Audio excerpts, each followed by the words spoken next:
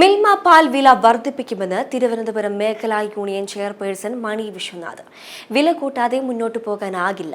നേരിയ വില വർധനവെങ്കിലും വേണമെന്നും വില വർധന പഠിക്കാൻ സമിതിയെ നിയോഗിക്കുമെന്നും മണി വിശ്വനാഥ് പറഞ്ഞു. അതേസമയം ഓണത്തിന് ശേഷം മാത്രമേ സമിതിയെ തീരുമാനിക്കുകയുള്ളൂ എന്നും മണി വിശ്വനാഥ് വാർത്താ സമ്മേളനത്തിൽ പറഞ്ഞു. പാൽവില വർദ്ധിപ്പിക്കുന്നതിനെ കുറിച്ച് കർഷകർ ഒരു വർഷക്കാലമായിട്ട് അവർ ആവശ്യപ്പെട്ടുകൊണ്ടിരിക്കുകയാണ്. ഞങ്ങളും ബോർഡിൽ അത് ആലോചിച്ച് നേരിയ വർധനവിന് വേണ്ടി ഞങ്ങൾ ശുപാർശ ചെയ്തുകൊണ്ട് ഫെഡറേഷനിലേക്ക് ഞങ്ങൾ കത്ത് നൽകിയിട്ടുണ്ട്. ഞങ്ങളുടെ തീരുമാനമായിട്ട് നൽകിയിട്ടുണ്ട്. അത് എത്ര രൂപ വർദ്ധിപ്പിക്കണമെന്ന് ഞങ്ങൾക്ക് പറയാൻ കഴിയില്ല.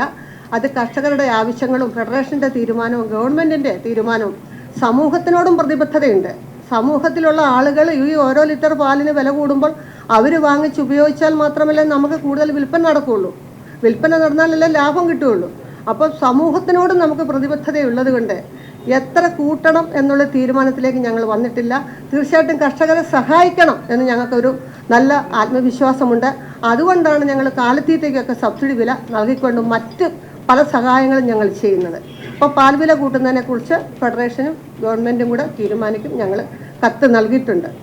കമ്മിറ്റിയായിട്ട് നിയോഗിക്കാൻ വേണ്ടി ഞങ്ങളൊരു തീരുമാനം എടുത്തിട്ടുണ്ട്.